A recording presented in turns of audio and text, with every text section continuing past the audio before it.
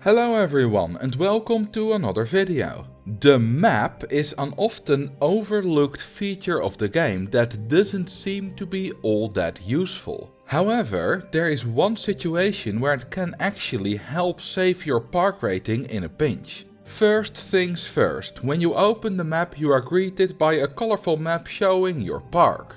There are 5 things that you can see here. Firstly, there is the background, which is the actual color of the terrain. On top of that, you can see the path in grey, the guests in white, the rides in orange and the scenery in green.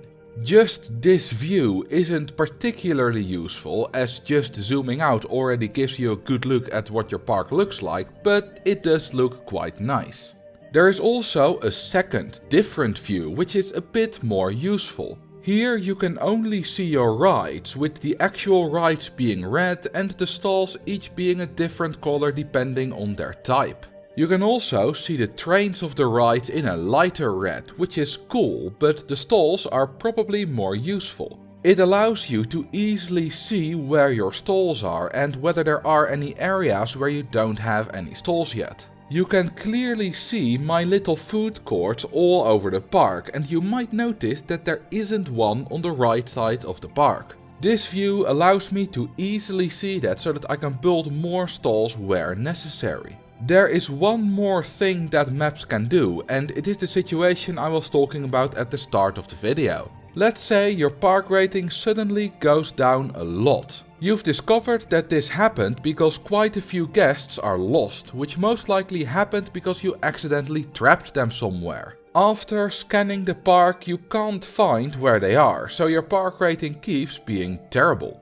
There is a different way to find them. If you go to the guests window and select all the guests that are thinking that they want to go home, they will actually flicker on the map. You can see a few of them all around the park, including a bunch in a maze that is way too large. There is also this non-moving bunch of flickering pixels right here, and sure enough it is the trapped guests. You can now relieve them of their trapped state so that they can go home, or you can drown them, whatever you want. You can also use this to spot dirty areas of your park. If a lot of guests are complaining about your disgusting paths, you can check where they are on the map. If they are highly concentrated in one area, it is very likely that there is a lot of puke there that needs to be cleaned up. You can do this with any action or thought. To see some serious flickering action, I recommend selecting all the guests that are currently walking. Or, if you have a big queue line, selecting all the guests that are queuing for that ride. Now you know how the map feature in RollerCoaster Tycoon 2 works, and I hope that you will use it to your benefit. Thank you all for watching, and I will see you in the next video.